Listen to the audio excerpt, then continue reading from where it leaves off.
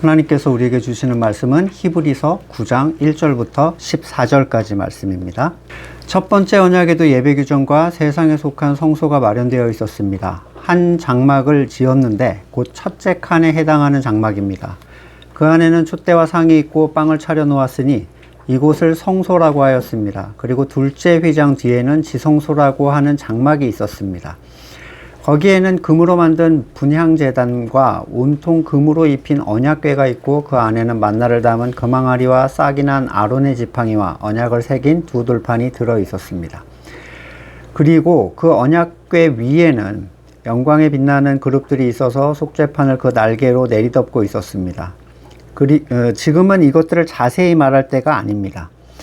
이것들이 이렇게 마련되어 있어서 첫째 칸 장막에는 제사장들이 언제나 들어가서 제사의식을 집행합니다. 그러나 둘째 칸 장막에는 대제사장만 1년에 한 번만 들어갔는데 그때에는 반드시 자기 자신을 위하여 또 백성이 모르고 지은 죄를 위하여 사하기 위하여 바칠 피를 가지고 들어갑니다. 이것은 첫째 칸 장막이 서 있는 동안에는 아직 지성소로 들어가는 길이 드러나지 않았음을 성령께서 보여주시는 것입니다. 이 장막은 현 시대를 상징합니다. 그 장막 제의를 따라 예물과 제사를 드리지만 그것이 의식 집례자의 양심을 완전하게 해주지는 못합니다. 이런 것은 다만 먹는 것과 마시는 것과 여러 가지 씻는 예식과 관련된 것이고 개혁의 때까지 육체를 위하여 부과된 규칙들입니다. 그러나 그리스도께서는 이미 일어난 좋은 일을 주관하시는 대제사장으로 오셔서 손으로 만들지 않은 장막, 다시 말하면 이 피조물에 속하지 않은 더 크고 완전한 장막을 통과하여 단 한 번의 지성소에 들어가셨습니다. 그는 염소나 송아지의 피로서가 아니라 자기 피로서 우리에게 영원한 구원을 이루셨습니다.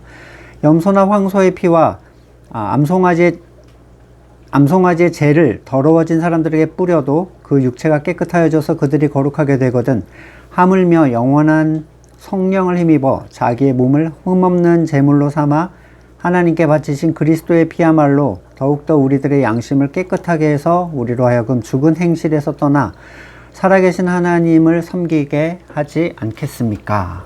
아멘. 낡고 오래된 것은 사라지죠. 율법은 낡고 오래된 것입니다. 그게 이제 8장의 내용이었는데 아마 지금 집에 비디오 플레이어 가지고 계신 분 아마 없으실 것 같아요. 카세트 플레이어. 뭐 있어도 사용하시는 분은 아마 없으실 거예요. 한때는 명화의 비디오 테이프를 수집하거나 명반들 수집하는 게 유행인 때가 있었죠. 그 사람 건 다 사고 막 이런 거. 그 감독 건 다 사고. 이제는 초고화질 영화를 클릭 몇 번에 TV에서 볼 수가 있어요. 그런 시대에 그런 수집품은 골동품의 가치를 갖기에는 아직도 멀었죠. 한 100년 후면 이제 비디오 레코드 같은 게 좀 뭐 가치를 띌지 몰라도 지금 실제적 활용도는 이제 끝났어요. 생명은 끝난 거예요. 율법도 그렇습니다. 한때 최고의 가치였지만 새 언약이 나타나면서 그 가치가 빛을 서서히 잃고 사라져가요. 오늘 본문에서 설명되는 첫 번째 언약의 규정과 성소는 우리에게는 설명이 필요할지 몰라도 이 수신인들한테는 아무 설명이 필요 없는 내용이었어요. 어린 시절부터 자신들이 드려왔던 모든 제사 그리고 속죄 의식이 그대로 필름처럼 그냥 지나가는 거예요. 이거를 들으면서 칼빈은 이 본문을 대하면서 본문에 너무 많은 의미를 부여하거나 과도한 영적인 해석은 오히려 본문에서 말하고자 하는 것을 떠나게 만들 수 있다라고 이제 경계를 합니다. 충분히 그 말에 공감을 하는데 왜냐하면 이 본문은 구약 안에서 영적 가치를 설명하고자 하는 본문이 아니에요. 오히려 그 한계를 말하고자 하는 본문이 분명합니다. 어떤 사람은 뭐 이제 향이 성도의 기도다 뭐 해가지고 이제 뭐 떡은 뭐 희생제사의 뭐 어떤 거고 뭐 이제 12지파의 뭐 다양한 의미 부여를 이 이제 본문으로 막 하시는 걸 제가 여러 개를 들었는데 지금 히브리서 기자는 수신인들에게 그 얘기를 하려는 게 전혀 아닙니다. 그러니 영적인 의미보다는 그 당시에 히브리 기독교인들이 이 본문을 통해서 자신들이 느꼈을 법한 느낌을 함께 얘기를 하는 게 더 중요하겠죠. 자, 첫 번째 언약에도 라는 말 속에서 두 번째 언약에도 다른 종류의 예배 규정과 성소가 있음을 보여주죠. 히브리서 기자는 구약을 올 것의 모형으로 설명했기 때문에 그들의 고통을 떠올리게 하기 위해서 성막 전체를 한 번을 언급을 해주는 거예요. 왜 이게 고통의 기억이 되는지는 뒤쪽에서 설명을 해드리겠습니다. 먼저 성막에 익숙하지 않은 우리인지라 제가 이제 톡으로 보내드렸잖아요. 그 사진이라든지 이런 것들을. 그 기준으로 함께 얘기를 풀어가면 좋을 것 같아요. 하나님께서는 모세를 시켜서 한 장막을 짓게 하셨는데 이게 이제 율법에 속한 장막이죠. 성막은 입구로부터 성막뜰이 있습니다. 그리고 이제 그 성소와 지성소로 다시 나눠져요. 이스라엘 사람이라면 누구나 하나님 앞에 나가기 위해서 제사를 드려야만 했는데 제사를 드리기 위해서 자기의 잘못을 처리를 먼저 해야 됩니다. 그래서 속건제, 속죄제를 드리죠. 그래서 성막 입구에 딱 들어가면 있는 게 제단이에요. 구약에서 꺼뜨리지 말아야 될 세 개의 불을 얘기를 하는데 그 첫 번째가 제단의 불이에요. 제단의 불. 레위기 6장 12절 제단 위에 불은 타고 있어야 하며 꺼뜨려서는 안 된다. 제사장은 아침마다 제단 위에 장작을 지피고 거기에 번제물을 버려놓고 그 위에 화목제물에 기름기를 불살라야 한다. 제단 위에 불은 계속 타고 있어야 하며 꺼뜨려서는 안 된다. 아침 저녁으로 이걸 두 번씩 막 하면서 이거 너무 많이 소모적이 아니겠는가, 너무 힘들겠는데 이런 생각이 들 수 있잖아요. 너무 많은 재물이 들겠는데. 근데 이스라엘 역사의 기록상 하루에 제일 많은 제단의 희생 제물이 18만 6천 마리래요. 대략에 이 장정이 60만이었으니까 200만의 사람들이 돌고 있잖아요. 그 광야를. 그러니까 10분의 1 정도가 범한 거야. 이거를 부지 중에 범한 범죄를 가지고 나온 그 기록상의 흔적이라고 하더라고요. 18만 6천 마리. 그러니까 뭐 꺼뜨리지 말아야 된다를 걱정할 필요가 없어요. 못 태워서 안달이야. 지금 줄 섰어. 태우고 싶은 사람이 줄 섰어요. 자, 그 번제단 앞에서 잡은 그 짐승들의 피는요, 진짜 강을 이뤘을 거예요. 그 성소 주변은 그냥 피바다예요. 계속 흘러나오는 거죠, 피가. 이 많은 희생을 어떻게 처리했는지 우리는 알 수 없죠. 하루 18만 원 어떻게 처리하지? 우리 걱정할 일은 아니에요. 뭐 줄을 서서 했던, 예약표를 받았든, 뭐 그들의 죄로 인해서 번제단은 사실 꺼뜨릴 틈이 없었다는 건 분명한 사실입니다. 그리고 제단 뒤에 물두멍이 하나 있죠. 일반 백성은 딱 성소뜰의 제단까지만 갈 수 있어요. 그 뒤로는 못 넘어갑니다. 성소 안으로 들어갈 수 있는 사람들인 제사장들이 있는데, 이 제사장들이 물두멍, 이제 성전으로 만들었을 때는 바다라는 표현을 쓰잖아요. 큰 물, 노쇠 물, 대야 같은 거. 거기서 자기를 씻고 그 안에 들어갈 수가 있었는데, 제사장들은 백성들의 제사에 관한 영역을 율법에 합하게 처리를 해주는 사람들이잖아요. 그리고 다시 자기를 정결하게 하고 성막에 들어가게 돼요. 이곳이 오늘 본문 2절에서 말하는 첫째 칸에 해당하는 장막입니다. 그러니까 일반 택하신 백성은 이 장막에는 못 들어가요. 여기서 자기를 정결하게 한 제사장들이 촛대에 불을 항상 켜놓고 진설병을 한 주에 한 번씩 갈아서 올리는 거예요. 안식일 전에. 여기서 두 번째 꺼뜨려서는 안 되는 불이 촛대의 등불이죠. 자, 영적인 의미는 설명하지 않겠습니다. 출애굽기 27장 20절 너는 이스라엘 자손에게 명하여 올리브를 찧어 짜낸 기름을 가져다 등불을 켜게 하되 그 등불을 늘 켜두어라. 아론과 그 아들들은 그것을 회막 안에 증거궤 앞에 쳐놓은 휘장 밖에 켜두어서 저녁부터 아침까지 주 앞에 꺼지지 않도록 보살펴야 한다. 이것은 이스라엘 자손이 대대로 지켜야 할 규례다. 제사장들이 이 등불을 켜는데 사용되는 게 제단에서 사용된 불을 가져와서 거기다 켜는 거예요. 뭐 성냥 같은 걸 부싯돌로 켜는 게 아니라 제단 불이 이제 일로 들어와요. 그리고 아침 저녁으로 계속 제사장들에 의해 관리가 돼요. 성소에 들어가서 진설병 12개를 안식일마다 갈아 올렸고 등불을 켬과 동시에 꺼뜨리지 말아야 할 세 번째 불이 바로 분향단의 불이라는 게 있습니다. 출애굽기 30장 7절 아론은 그 분향단 위에다 향기로운 향을 펴야 하는데 매일 아침 그가 등을 손질할 때마다, 그러니까 계속 둘이 같이 돌아가는 거예요. 이 등불과 분향단의 불은 손질할 때마다 향을 피워야 하고 저녁 때 등불을 켤 때도 향을 피워야 한다. 이것이 너희가 대대로 계속하여 주 앞에 피워야 하는 향이다. 그러면 이 성소는 가려져 있잖아요. 성소에서 24시간 향이 나면 문을 딱 열면 그냥 연기밖에 없어. 그렇죠? 자,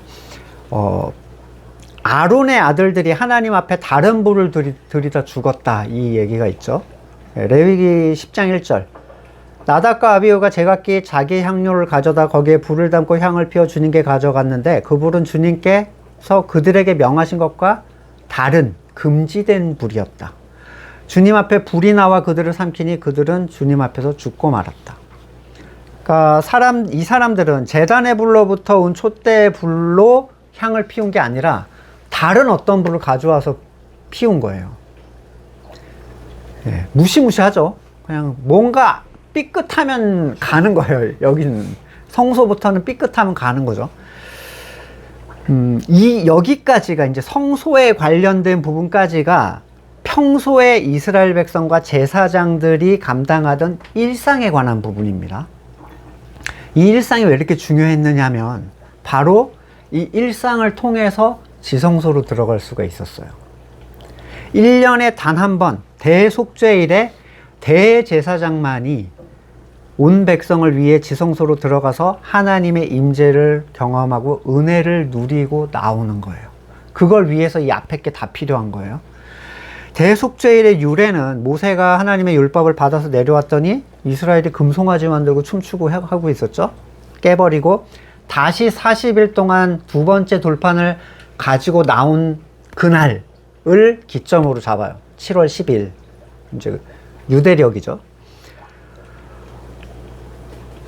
레위기 16장 29절 일곱째 달 그 달 10일은 너희가 스스로 고행하는 날이니 아무 일도 해서는 안 된다. 이것은 이스라엘 사람이나 너희와 함께 사는 외국 사람이나 다 지켜야 한다. 이 날은 너희의 죄를 속하는 날, 너희가 깨끗하게 되는 날이기 때문이다. 너희가 지은 온갖 죄가 주 앞에서 씻기는 날이다. 율법을 통해서 스스로 하나님 앞에서 거룩을 이루어 구원을 이루려는 그 이스라엘 사람들에게 모든 제사, 희생, 모든 이 율법의 어떤 행위는 이 대속죄 일을 위한 거라고 해도 전혀 과언이 아닙니다. 이스라엘 백성들은 지성소는 고사하고 성소조차도 갈 수가 없었어요. 그럼에도 불구하고 대제사장이 지성소로 들어가는 그날은 자기의 모든 신앙의 핵심이 될 수밖에 없었어요.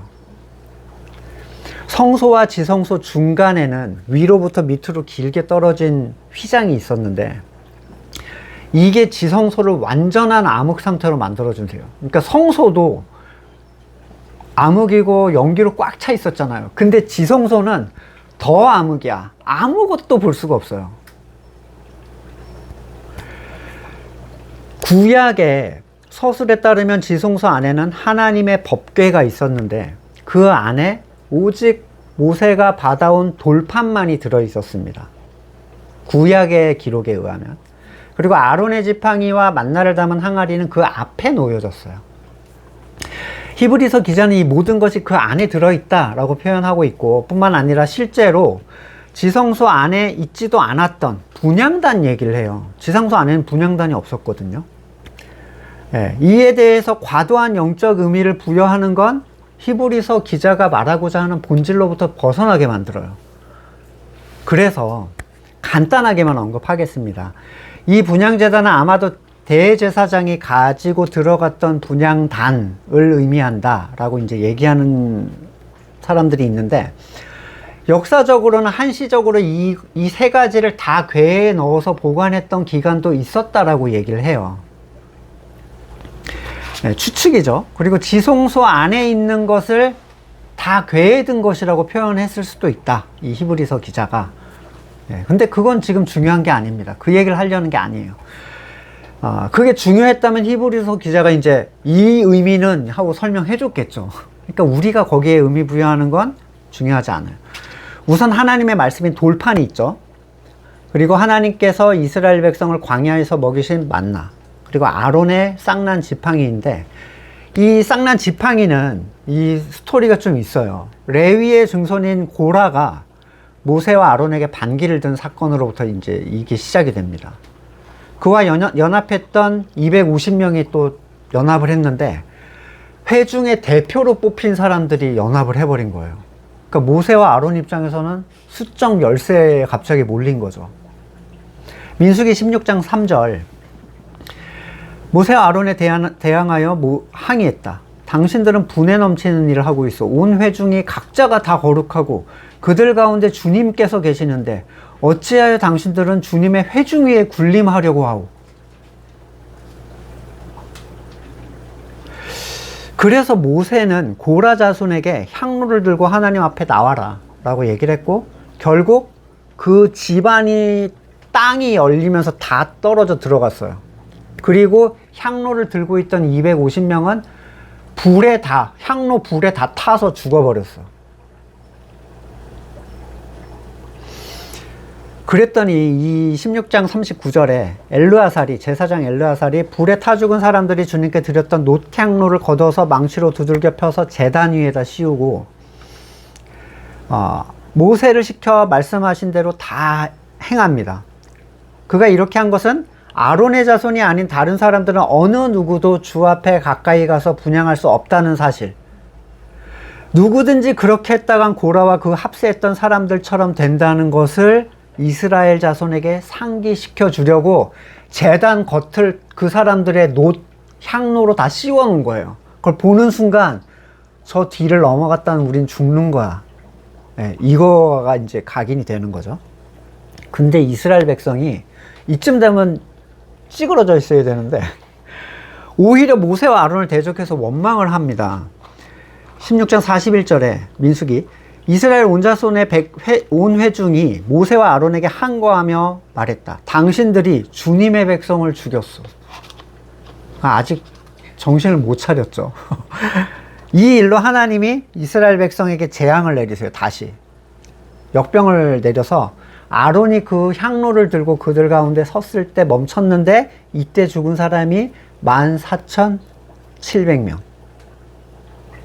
이 일이 있고 각 지파를 대표하는 사람들의 지팡이를 다 가져오라고 해요. 그래서 궤 앞에 뒀는데 아론의 지팡이에만 가지가 나고 꽃이 피고 살구 열매까지 열렸어요.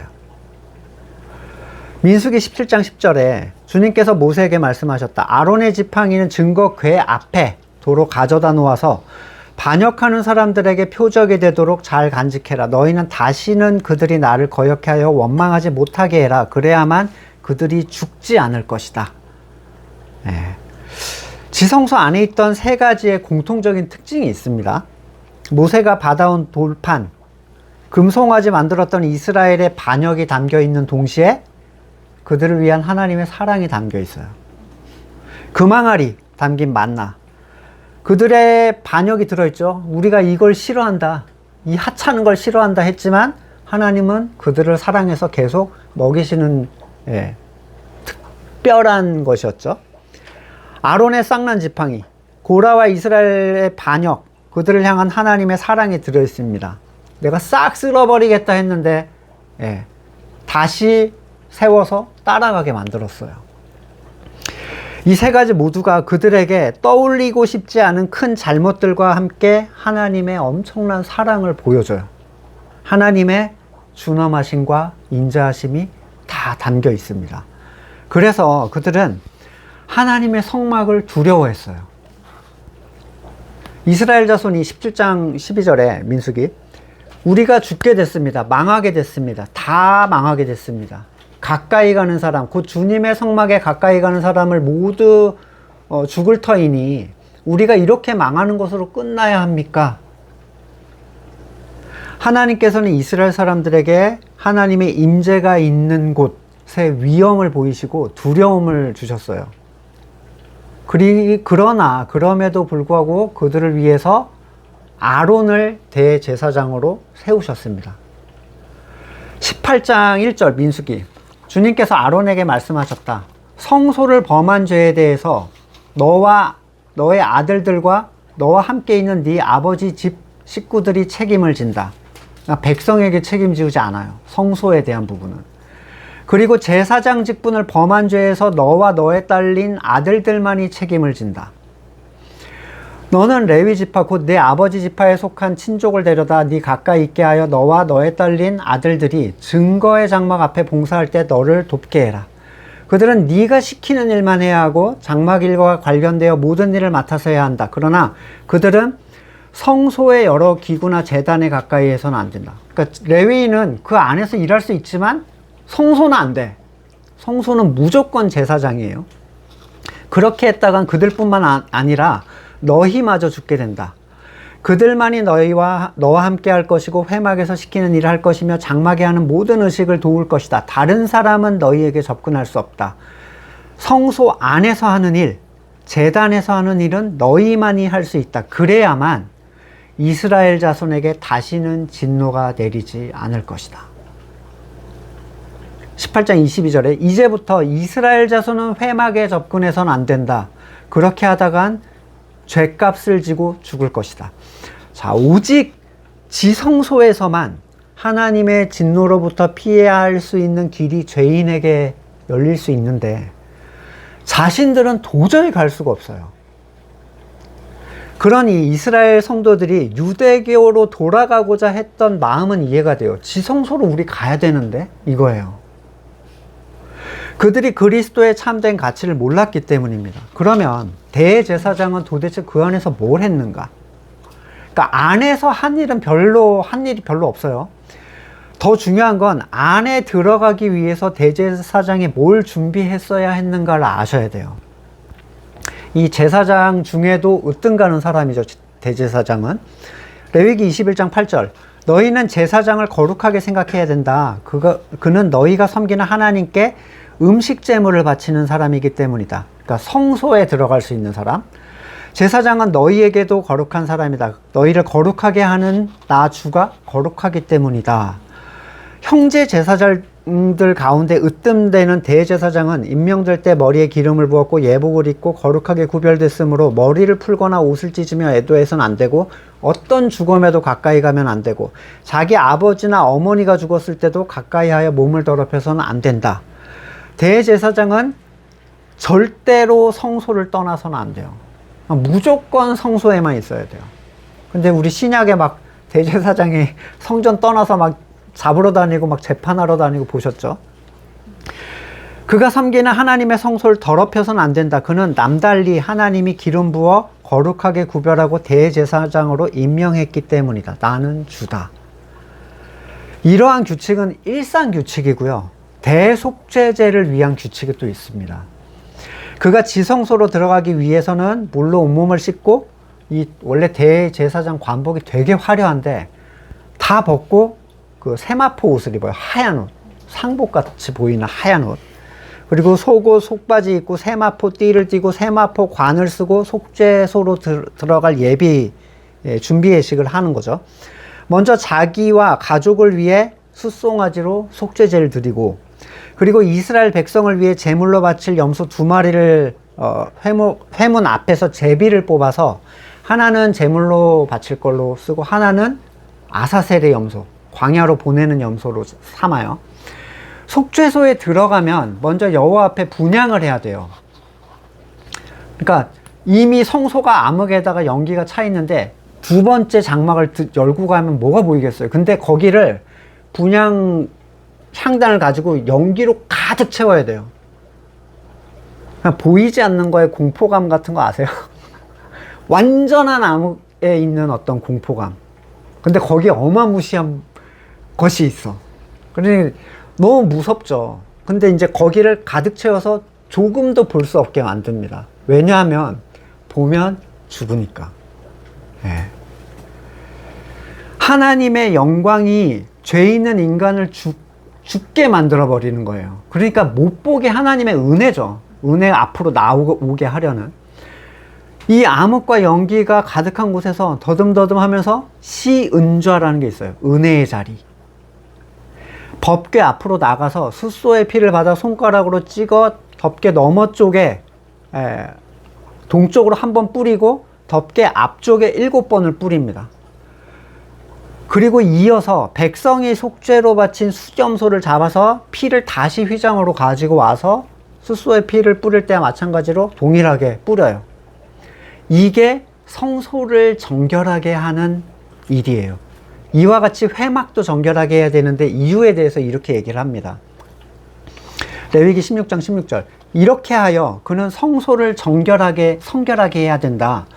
이스라엘 자손이 부정을 탔고 그들이 온갖 죄를 지었으므로 성소마저 부정을 탔기 때문이에요. 그와 같은 방법으로 회막도 성결하게 해야 된다. 부정탄 백성들이 드나들어 회막도 부정을 탔기 때문이다. 이게 끝이 아니에요. 이후에 다시 제단으로 나와서 제단을 성결하게 하는 예식을 올리고 숫소의 피를 제단 뿔에 돌아가면서 바릅니다. 그리고 피를 손가락으로 찔러서 제단 위에 7번 뿌려요. 이스라엘 때문에 부정하게 된 제단을 정결하게 하고 거룩하게 하는 거죠. 그리고 이후에 아사셀 염소에게 안수를 하고 모든 이스라엘의 죄를 그에게 씌워서 광야로 보냅니다. 죽겠죠. 광야로, 이 초식동물이 광야로 나가면. 이후에 다시 성소 안에서 옷을 다 벗어두고 목욕하고 다시 옷을 입고 나가서 자기의 번제물 그리고 백성의 번제물을 바쳐서 자신과 백성의 죄를 속해요. 이제야. 이 예식을 마친 뒤에 속죄제물로 희생된 수소 그리고 순염소의 피를 가져다가 짐 밖으로 가져가서 가죽과 살코기 똥을 불태우고 그 태운 사람들은 다시 목욕을 해요. 레위기 16장 30절. 이날은 너희의 죄를 속하는 날, 너희가 깨끗하게 되는 날이기 때문이다. 너희가 지은 온갖 죄가 주 앞에서 씻기는 날이다. 어마어마하죠? 이게 이스라엘 백성이 스스로는 하나님을 만나지도 못하면서 뽑힌 사람 중에 뽑힌 사람을 세워서 겨우 그 앞으로 나가 자기들의 죄를 씻는 한시적이고 불완전한 방식. 하나님의 임재를 보지도 못하고 온갖 죽음에 대한 두려움, 죄에 대한 슬픔으로 대리인을 세워서 하나님을 만나 죄를 씻어 구원을 얻는 예언약의 방식이에요. 택하신 민족이라도 1년에 오직 단 한 번, 본문에 적힌 이 많은 율법의 수행은, 여러분 모든 율법의 수행은 1년에 단 한 번 하나님의 시은좌에 나가기 위한 것들이라는 거예요. 그래야만 죄가 씻기니까. 얼마나 하나님의 은혜의 자리, 이 시은좌로 나가는 것이, 이 하나님의 궤 앞에로 나가는 게 얼마나 어려운 일인지 상상이 가십니까? 우리는 은혜의 하나님 아버지, 눈 감으면 튀어나오는 사운드 아니에요, 이거는. 예. 아무 생각도 없이 예전에는 어쩌고 저쩌고 이걸 들어달라 저걸 들어달라 할 일이 전혀 아니라는 거예요. 거기서 뭐 요청했겠어요? 예? 시은자로 나가서 향 들고 대제사장이 아무개는 이번에 시집을 가야 되고 아무개네 집안엔 대입이 있습니다, 이런 거 했겠냐고요. 말을 할 수가 없어요. 은혜의 자리에 나가서. 오직 속죄에 관한 일이었어요. 이 은혜 앞에 나간다는 건. 우리는 하나님을 너무 쉽게 배워왔고 너무 쉽게 생각합니다. 쉽다는 이유로 은혜가 아닌 게 돼버렸죠. 그 앞에 서면 죽어버린다는 사실을 전혀 인지하지 못해요. 다소 와전된 사실이 하나 있는데, 여러분 이런 설교 들어보셨죠? 대제사장의 몸이 방울을 달고 그 지성소에 들어가면 딸랑딸랑 소리가 멈추면 아, 죽었구나. 그래서 끌어낸다. 그래서 출애굽기 28장 35절을 근거로 이제 누가 그걸 만들었는데, 그리하여 아론이 제사를 드릴 때 이걸 잊게 해라. 주의 앞에 성소에 들 때 방울 소리가 나면 그가 죽지 않을 것이다. 근데 이건 성소에서 불을 켜고 떡을 올릴 때 하는 얘기고요. 지성소에서는 앞에 들어갈 때 앞에 말씀드렸듯이 세마포로 갈아입어요. 방울이 안 달린 옷이에요. 게다가 그의 몸에 끈을 묶거나 이런 건 성경에 있지도 않아요. 그러니까 13세기 유대 신비주의자들이 만들어낸 얘기라는 이제 썰이 있는데, 보편적으로 설교가 됐죠. 뭐 대부분 들어보신 것처럼 끄떡끄떡 하시는 거 보니까. 그럼 그 안에서 죽으면 어떻게 하나요? 우리가 알 바가 아니에요. 다음 대제사장이 뭐 들어가서 끌어내든지 뭐 어떻게 했겠죠. 끈에 묶인 다리를 여러 명이 끌어내면 법궤가 딸려 나오거나 지성소 기둥이 하나가 휘청하면서 무너지면 어떻게 할 거예요, 그거를. 그런 방식은 절대 아닙니다. 힘으로 낼 일이 아니죠. 대속죄일에는 성소 자체에 대제사장 말고는 아무도 못 들어갔어요. 그러니까 제사장들은 성소에서 뭐 대기 타고 이런 게 없어요. 그냥 무조건 대제사장만 들어간 날이에요. 대제사장, 그러니까 대속죄일의 성소에 관한 건 대제사장 혼자만 하는 일. 레위기 16장 17절, 아론이 자기와 자기 집안 사람 온 이스라엘의 회중의 죄를 속하려고 성소 안으로 들어가 예식을 올리는 동안에는 아무도 회막 안에 있어서는 안 된다. 심지어 회막 안에서도 모두 다 나갔어야 돼. 죽는 거예요, 잘못하면. 여튼 히브리서 기자는 하나님의 백성이 하나님 앞에 1년에 한 번 나가는 그 은혜를 대한다는 것에 엄청나게 어렵고 복잡하고 두렵고 불완전한 것에 대해서 얘기하고 싶은 거예요. 이 첫째 칸 장막이 아직 서 있는 동안에 지성소로 들어가는 길이 나타나지 않았음을 성령이 보여주신다. 그러니까 이 말을 하고 싶은 겁니다. 뭐 지성소 안에 있는 물건의 영적 의미 이런 걸 하고 싶은 얘기가 아니에요, 지금. 율법이 있는 동안에는 누구도 하나님의 은혜의 자리로 나갈 수 없다는 사실. 이건 현 시대를 상징하는데, 여기서 현 시대는 지금 히브리서 기자가 서신을 쓰는 이 시기를 얘기해요. 옛 언약에 속한 제사를 드려도 그것이 제사를 드리는 사람의 양심을 완전하게 해주지 못했다 이러는데, 양심이 완전해진다라는 의미는, 양심이라는 건 어떤 거냐면 옳고 그름을 판단하는 본능적인 어떤 마음이죠. 그들의 양심이 불완전하여 죄로부터 그들을 자유하게 해주지 못해요. 하나님의 은혜 앞에 서는 데 있어서 걸림돌을 해소해주지 못해. 세 가지 불완전함이 있어요. 지금 우리 앞에서 본 거에서 세 가지 불완전함이 있는데, 첫 번째로 성소가 모형이죠. 두 번째로 제사, 모형이에요. 세 번째 대제사장, 역시 모형이에요. 그림자들이라고 해요. 다 세 가지가. 이것들은 올 것의 모형과 그림자일 뿐 아무것도 완전하게 해주지 못했다. 이것은 다만 개혁의 때, 새 언약의 때까지 육체를 위하여 부과된 규칙에 불과하며 사라질 것들에 불과하다. 왜 이런 왜곡된 형식의 것들을 우리 이방인이 건물을 성전을 삼고, 예전을 제사 삼고, 목사를 제사장 삼아서 다른 방식으로 변형을 하겠습니까? 뭐 강단이 제단이다, 뭐 찬양이 성가되고, 뭐 이런 변형은 좀 안 해야 되는 거 아닌가요? 11절에서부터 그 개혁이 어떻게 일어났는지 보여주는데, 그리스도 모형이 아닌 참된 제사장이죠. 그쵸? 율법에 속한 제사가 아니라 좋은 일을 주관하시는 진짜 제사, 손으로 만들지 않는 장막, 이 피조물에 속하지 않은 더 크고 완전한 장막을 통해 단 한 번에 지성소로 들어가셨다. 그리고 이건 영원히 적용된다, 이거예요. 마가복음 15장 37절. 그때 성전 휘장이 위에서 아래까지 두 폭으로 찢어졌다. 이게 이제 예수 그리스도의 피로 이루신 은혜 앞으로 나가는 길을 여신 거예요. 완전하신 자기의 피로 이루신 영원한 구원. 동물의 피와 죄를 뿌려도 한시적이고 제한적인 육체적 정결을 이룰 수 있어서 그들이 거룩함을 입었다라고 한다면 본문은 뭐라고 얘기합니까? 14절. 하물며 영원한 성령을 힘입어 자기 몸을 흠없는 제물로 삼아 하나님께 바치신 그리스도의 피야말로 더욱더 우리들의 양심을 깨끗하게 해서 우리로 하여금 죽은 행실을 떠나 살아계신 하나님을 섬기게 하지 않겠습니까?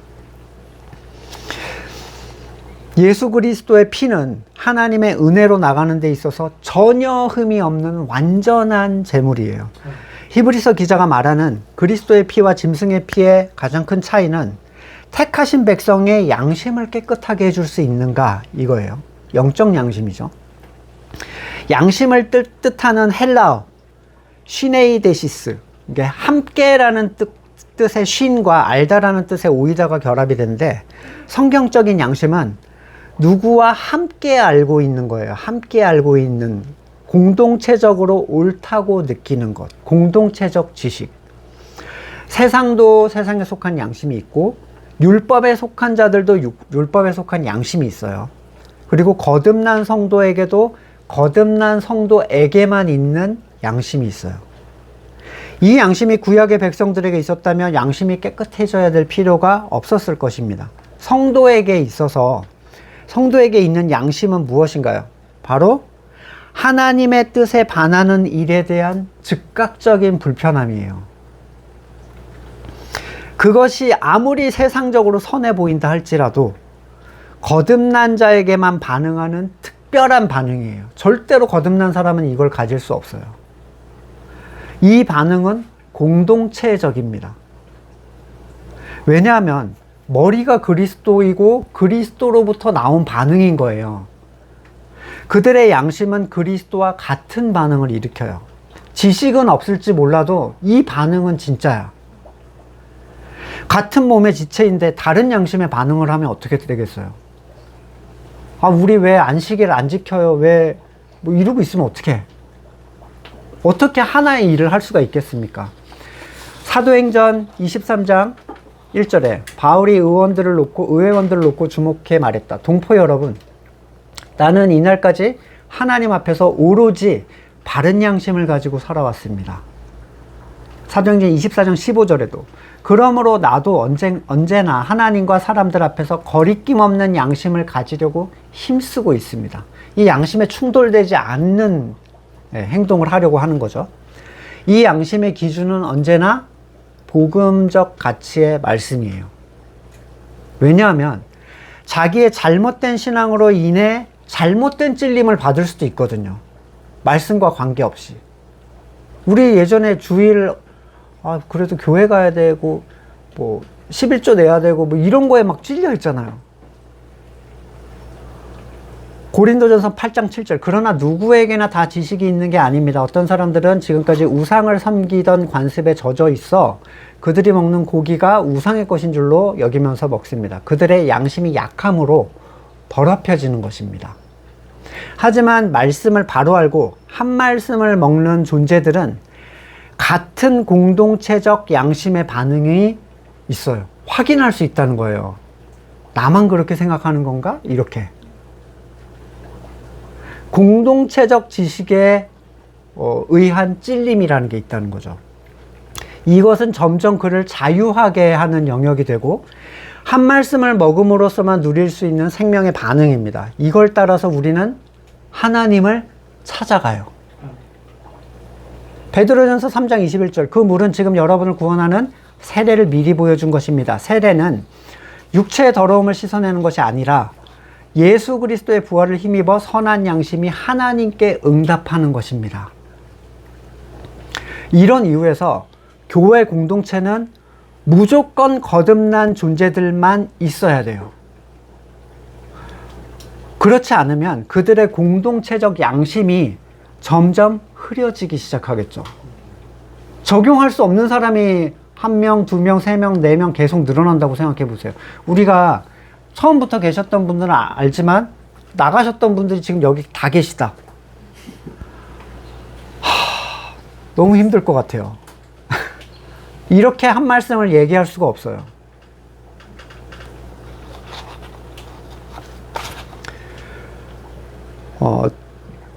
그렇지 않으면 이 양심이 흐려지기 시작할 거고 조만간 무엇이 하나님 앞에서 옳고 그른지 분별할 수 없이 혼탁해지기 시작할 거예요.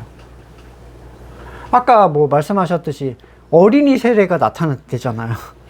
유아 세례도 아니고. 그냥 거듭난 사람으로 만들고 싶으면 그냥 해버리는 거야. 이 세례는 거듭남에 대한 확증의 의미잖아요. 그러니 이런 아이들이 커서 자라면 그 판은 옳고 그름을 분별하지 못하는 판이 돼버리는 거죠. 디모데전서 1장 19절 믿음과 선한 양심을 가지십시오. 이거는 요청이에요. 받았지만 그걸 지켜야 될 필요가 있다는 거. 어떤 사람들은 선한 양심을 버리고 그 신앙생활에서 파선을 당했습니다. 디모데전서 4장 2절 그러한 교훈은 그 양심에 낙인이 찍힌 거짓말쟁이의 속임수에서 나오는 것입니다.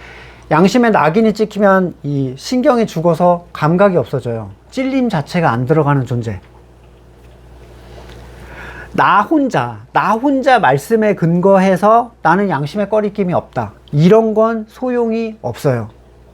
뭐에 근거해야 돼요? 말씀과 공동체적 양심. 우리를 나가신 분들도 다 자기가 말씀 안에서 옳다고 하는 분들이었어요. 그죠? 근데 우리랑 연합이 안 됐잖아요. 거듭난 공동체의 연합으로서의 양심을 따른 결정이 아닙니다. 그냥 나는 내 양심은 이 성경 말씀이 이걸 얘기한다고 생각해 라고 해서 나가신 거예요. 그들이 우리에게서 나간 것은 우리에게 속하지 않았기 때문이다. 요한일서에서 얘기하죠. 우리는 이미 공동체적 양심을 통해서 그들이 하나님께 속하지 않았다라는 것을 말씀 안에서 볼 수 있었습니다. 자, 오늘 본문은 구약 제사의 엄청난 고통. 1년의 지성소를 한번 들어가려고 연중 내내 그 무거운 멍에에도 불구하고 그 결과물의 미흡함을 설명하면서 하나님의 은혜의 보좌로 나아가는 그 모든 것을 단번에 이루신 그리스도의 피, 그리고 그 대제사장직에 대해서 분명하게 얘기를 해줍니다. 그분의 십자가 사건은 성도들에게 하나의 지식, 그리고 하나의 양심을 주셔서 그들이 하나님의 시은좌 앞에 나갈 수 있도록, 은혜의 자리에 나갈 수 있도록 분명하게 이끌어줘요. 이것이 참된 그리스도의 사역의 결과물이에요. 우리가 은혜 앞으로 향하여 나아갈 수 있게 해주신 거. 날마다 피바다의 제사를 지내면서도 항상 정죄감에 사로잡혀서 하나님을 대면할 수 없었던 그들의 양심을 깨끗하게 해주시고 완성해 주셔서 담대히 은혜의 보좌로 나가게 하신 예수님의 은혜를 우리가 뭐라고 표현을 할 수가 있겠어요? 그러니까 뭐 어떤 은혜를 이번에 간증했네, 사실 이거 말고 할 얘기가 없어요, 여러분. 뭐 합격을 했네, 병이 나았네, 가족들이 뭐 어떻게 됐네. 그런 건 얘기할 수가 없는 얘기예요. 더구나 율법에 있어서는 우리는 기회조차 없었던 사람들이잖아요. 그냥 우리는 모든 것이 은혜예요. 그냥 모든 것이 은혜. 로마서 11장 4절 그런데 하나님께서 그에게 어떻게 대답하셨습니까? 내가 바알에게 무릎 꿇지 않은 사람 7,000명을 내 앞에 남겨두었다 하셨습니다. 이와 같이 지금 이 시기에도 은혜로 택하심을 입은 사람들이 남아 있습니다. 은혜로 된 것이면 행위에 근거한 것이 아닙니다. 그렇지 않으면 그 은혜는 이미 은혜가 아닙니다. 행위에 근거한 게 지금 앞에 1년에 한 번 시은자 나가려고 그 난리 친 거예요. 그러면 무슨 결과가 생겼습니까? 이스라엘 백성은 찾던 것을 얻지 못했지만 택하심을 받은 사람들은 그걸 얻었습니다. 그리고 나머지 사람들은 완고해졌습니다. 이러한 거듭난 사람들은 사람이 교육하거나 만들어낼 수 없는 존재들이 여기 이렇게 함께 있다는 걸 보면서 우리는 다시 놀라는 거예요. 어떻게 이 소리에 듣고 반응해서 이렇게 함께 모일 수가 있는가? 이 교회됨의 가치라는 게 이런 겁니다. 이거는 우리가 힘써 지켜야 되는 거예요. 숫자 늘리려고 아무나 들어오세요. 좀 달라도 괜찮습니다. 이런 게 아니야. 그러니까 물론 맞춰져 가는 게 있죠. 그러니까 처음부터 우리랑 똑같아야 돼. 이건 아니죠. 근데 우리는 알아요, 이제. 어떤 생명의 호흡이 다른지. 완전한 절망의 어둠에서 우리를 건져내셔서 하나님의 시은좌에 언제든지 들어가게 하신 하나님을 찬양합니다. 우리 말씀을 놓고 함께 잠깐 기도하겠습니다. 이 은혜가 얼마나 한번 은혜 앞에 서는 게 얼마나 어려운 것이었는지, 구약의 그 모든 실패, 그 모든 규정, 그게 다 그거 한 번 들어가려고 하는 거, 대리로. 죄사함 한번 받아보려고. 아무 때나 하나님을 부를 수 있게, 아버지로 부를 수 있게 하신 주님의 기도, 얼마나 큰 은혜인지 같이 묵상하시면서 기도하고 제가 기도하고 마치겠습니다. 율법에 속한 모든 것들이 1년에 단 한 번 하나님의 은혜의 자리에 나가기 위한 것들임을 봅니다. 주님께서 몸된 제물로 지성소로 들어가는 문을 열어주시고 단 한 번의 제사로 우리를 구원하여 주심의 큰 은혜를 우리가 어찌 알 수 있겠습니까? 날마다 그리스도를 더 깊이 알아가게 하시고 그 주신 은혜 하나만으로 모든 것을 가진 사람으로 살아갈 수 있도록 우리를 이끌어 주시옵소서. 이제는 우리 구주 예수 그리스도의 그 크신 은혜와 하나님의 놀라우신 사랑과 성령의 교제케 하심이 그리스도의 그 모든 사역을 삶으로 누리기를 간절히 소망하는 우리 성도들 그의 삶의 자리 가운데 지금으로부터 영원까지 함께 하시기를 간절히 축원드립니다. 아멘.